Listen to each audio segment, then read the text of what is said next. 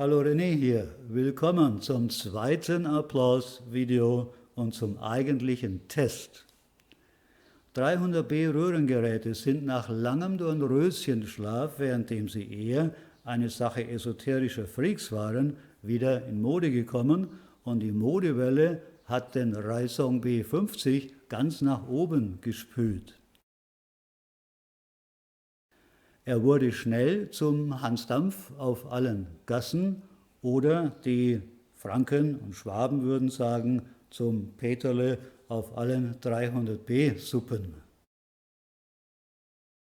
Mitgeholfen haben da vorrangig die berühmten Influencer Thomas mit seinem Kanal Thomas and Stereo, Steve Guttenberg, der Audiophiliac, der Kanal des British Audiophile und der koreanische Tester Jay Salsik auf seinem Kanal Jay's Story. Mit so viel prominenter Unterstützung wird man natürlich mühelos zum Platzhirsch.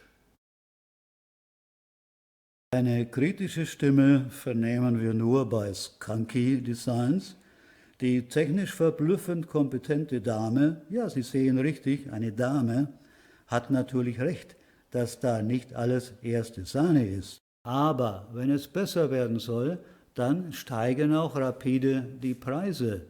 Und es geht in diesem Sektor einfach um den springenden Punkt, günstigste Möglichkeit, einen 300B-Verstärker zu produzieren bzw. zu kaufen. Der Applaus schafft es sicher nicht, die Billigalarmglocken auszulösen, denn die Profituntergrenze ist schon mit dem Raisong abgesteckt. Wir kommen also auch hier nicht unter die magische Linie von 800 €. Ja, wir müssen uns sogar selbst um die Erledigung der Einfuhrkosten kümmern. Sie sind aber im Endpreis von 800 € schon mit eingerechnet. Und hier sitzt also nun der völlig unbekannte René mit seinem völlig unbekannten Kanal und zeigt uns ein völlig unbekanntes 300B Röhrengerät mit dem Namen Applaus, also Applaus. Der misstrauische Zuschauer applaudiert erstmal lieber nicht, vielleicht winkt er sogar müde ab und klickt sich zum nächsten Video weiter. Bye bye. Für die wenigen Getreuen, die mir jetzt noch bei der Stange bleiben, möchte ich aber Folgendes sagen. Ich habe das Gerät gekauft, gerade weil es nicht überall angeboten wurde wie saures Bier, in der Hoffnung, dass man sich vielleicht mehr um den Klang als um das Marketing gekümmert hat. Der zweite Marketing-Schachzug war das Design.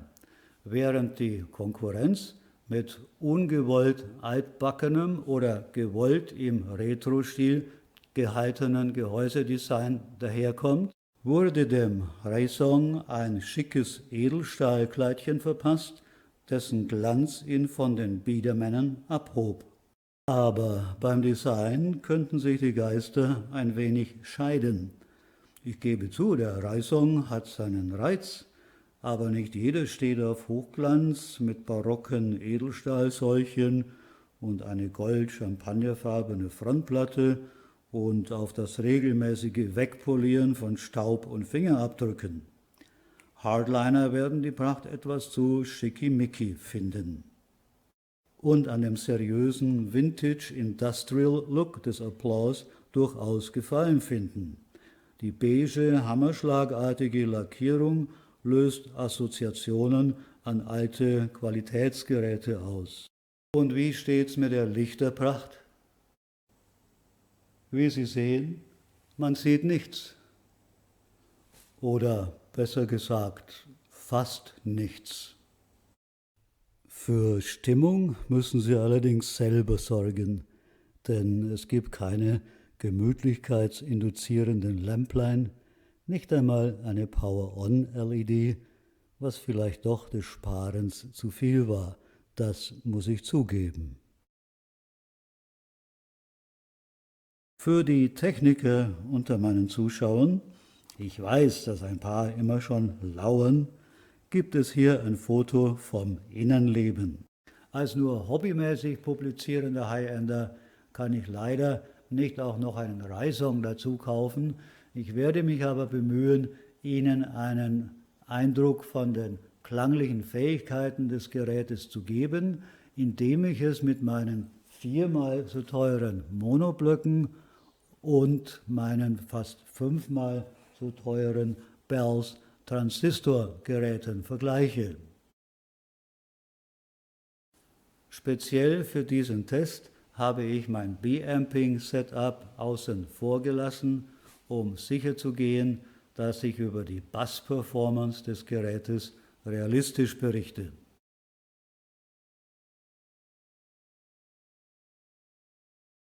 Meine Lautsprecher, so riesig sie auch sein mögen, haben der Applause keine Wettbewerbsnachteile verschafft, denn sie haben einen sehr freundlichen Wirkungsgrad von 92 dB. Für meine Hörsitzungen verwendete ich diese zwei Marantz Demo-CDs, die Nummer 6 und die Nummer 12.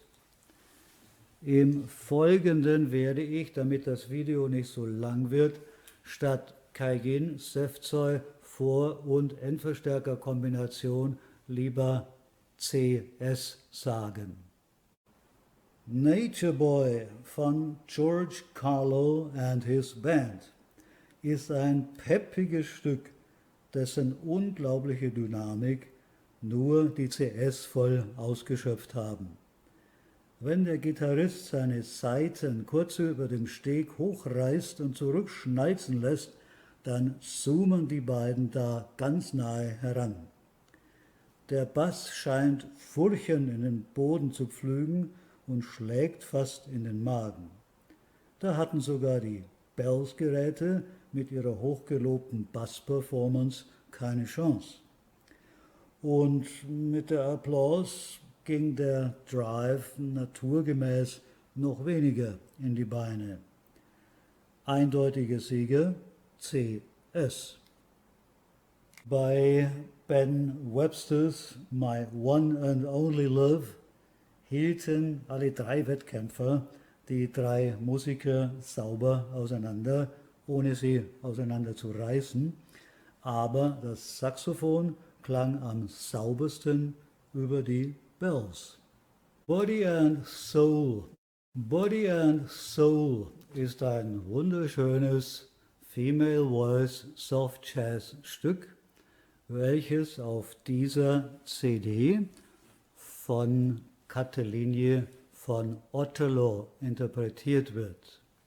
Und hier kam die erste Überraschung. Ohne die Bühnengröße in irgendeiner Weise zu manipulieren, bot die Applause das Gefühl eines größeren Jazzkellers. Man saß ganz nahe an den Musiken, während die CS eher den Eindruck bot, in einer kleineren Konzerthalle zu sitzen. Der trockene Klang der Applause verlieh der Darbietung einen eigenartig intimen Live-Zauber, während die CS eher einen Schuss Popkonzert darüber legte. Die Bells hielt sich in der Mitte. I'm on Fire, dieses Lied, das ich schon oft ohne besonderen Genuss gehört hatte, spielte ich über die Applause viermal nacheinander ab.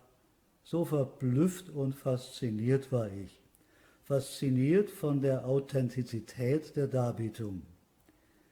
Ich hörte die Akustik des Kirchenraums, die Gitarre war geradezu greifbar, sogar der Abstand Sänger-Gitarre, auf den ich sonst nie achte, schien mir auf einmal deutlich und plastisch wie eine filmische Darbietung. Die kleine Mundharmonika war ein Wunder der Echtheit, keine Chance für die beiden anderen Geräte. Tom Gables, One for My Baby von der CD The Unknown Young Sinatras. Auch bei Tom Gables Darbietung von One for My Baby würde ich wieder der Applaus den Zuschlag geben. Hier gewinnt einfach der trockene, transparente Klang. Der Sänger scheint unplugged auf seinem Barstuhl zu sitzen und dem Barkeeper Joe seinen Liebeskummer zu erzählen, während bei der Konkurrenz ganz eindeutig ein Mikrofon dazwischen ist. Carmen Gomez, Concept of Time. Hier wendete sich das Blatt.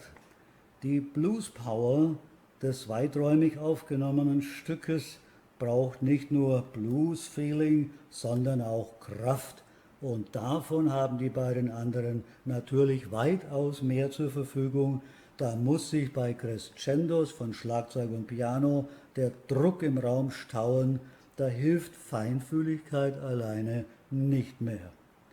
Für diesen Track klares Siegertrepplein, Applaus unten, Bells in der Mitte, CS oben. Was ist mir als roter Faden, als grundlegende Charakteristik aufgefallen? Die Applaus zieht einen bei den richtigen Stücken hypnotisch in das Geschehen hinein. Die anderen kommen mehr auf den Hörer zu, umarmen ihn manchmal und können ihn sogar überspülen wie ein kleiner Tsunami. Einmal mehr lernte ich dazu und verstand ich, das sind also die Tugenden von Watt Power und Röhrenpower.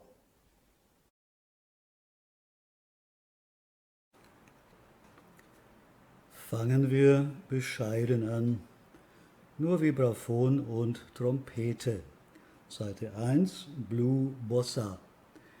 Die Position der Trompete war bei diesem Testdurchgang ein absoluter Überraschungsgag und ich möchte dem Phänomen einen eigenen kurzen Abschnitt widmen.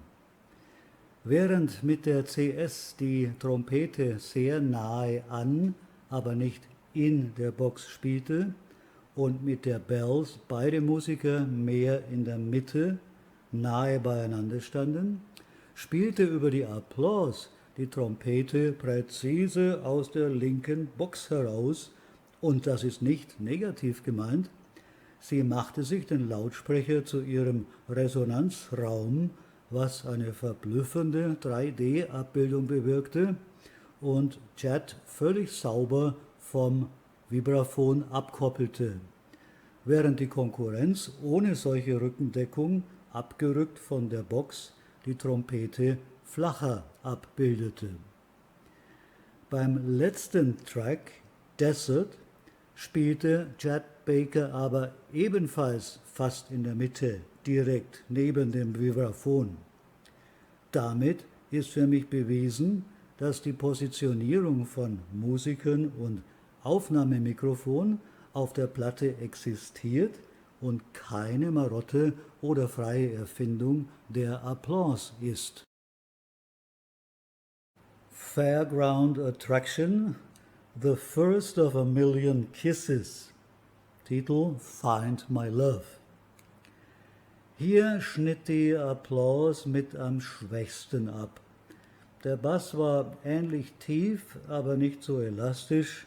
Die Gitarrensaiten blitzten nicht so hochglanzpoliert aus dem Pophimmel und die Konturen und Stimme der Sängerin waren nicht so exakt umrissen, was bedeutet, dass das Stück nicht so gut in die Beine ging wie bei der CS.